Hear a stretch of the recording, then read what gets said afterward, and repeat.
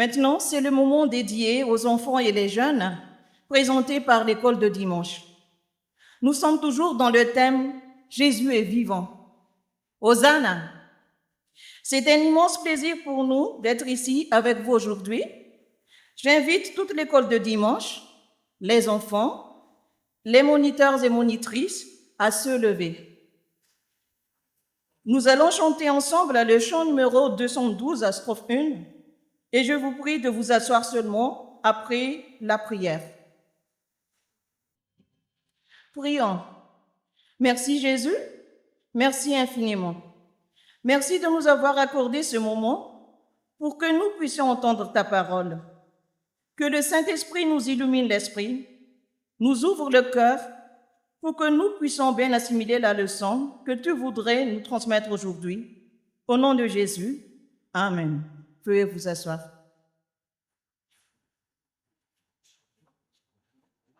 Aujourd'hui, nous allons tirer la leçon dans le livre des Proverbes, Proverbes chapitre 2, verset 6. Proverbes chapitre 2, verset 6. Au nom de Jésus, car l'Éternel donne la sagesse, de sa bouche sortent la connaissance et l'intelligence. Fadzeo vanuman me fayenjena, aviam vava miavin fa lalana sin faza vatsain. Wabulana, tukfaru, nendin fayen. Nous allons relire ensemble, car l'Éternel donne la sagesse, de sa bouche sortent la connaissance et l'intelligence. Proverbe 2, verset 6. Le saviez-vous?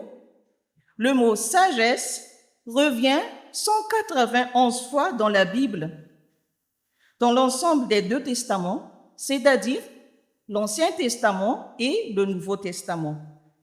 Et là où ce mot est répété le plus, c'est dans le livre des Proverbes, appelé aussi Parole de sagesse. C'était le roi Salomon qui écrivait ce livre. Aujourd'hui, je vais vous raconter l'histoire de ce roi Salomon. Qu'est-ce qui a rendu ce roi Salomon si célèbre et unique? C'est un roi sage. Il n'y a personne sur terre aussi sage que lui. Le roi Salomon a reçu cette sagesse parce qu'il l'a demandé à Dieu. Car l'Écriture sainte dit, « Demandez ce que vous voulez et je vous le donnerai. » Les enfants, si nous devions demander à Dieu, comme le roi Salomon, je suis sûre que nous donnerions à Dieu une longue liste, n'est-ce pas? Je veux avoir des bonnes notes à l'école, je veux beaucoup de jouets, je veux des bons habits, je veux manger un gros gâteau pour mon anniversaire. La liste ne sera pas finie. Mais le roi Salomon, il n'a pas dressé une longue liste. Il a demandé seulement une chose à Dieu. Savez-vous laquelle? Il a demandé à Dieu l'esprit intelligent. Si on interprète cela, c'est la sagesse de Dieu. Salomon en a besoin en tant que roi pour pouvoir gouverner son royaume et son peuple. Et Dieu lui a donné un esprit sage et brillant. Et non seulement cela, mais Dieu a ajouté richesse et honneur, même si Salomon ne l'avait pas demandé. Il n'y a pas de roi aussi sage que Salomon, ni avant lui, ni après lui. Et pendant le règne de Salomon, il n'y a eu de roi aussi glorieux et puissant que lui. Nous pouvons trouver cette histoire du roi Salomon dans le premier livre des rois, chapitre 3. Les enfants de l'école de dimanche, Jésus nous parle aujourd'hui. Demande ce que tu veux, que je te donne. Faisons comme le roi Salomon. Ne faisons pas d'erreur, mais allons demander la sagesse. Dieu nous donnera non seulement la sagesse, mais tout ce qu'il sait que ce sera bon pour nous.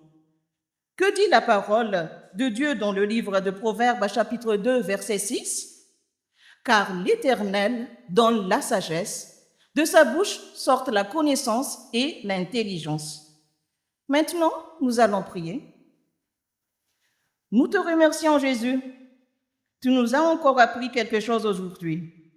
Toi, Jésus, tu donnes la sagesse. Donne-nous cette sagesse de ta part, afin que nous puissions marcher selon ta volonté. Pour que nous soyons une école de dimanche pleine de sagesse, sachant éviter le mal et la folie. Nous faisons cette prière en ton nom, Jésus. Amen. À Dieu seul soit la gloire. Amen.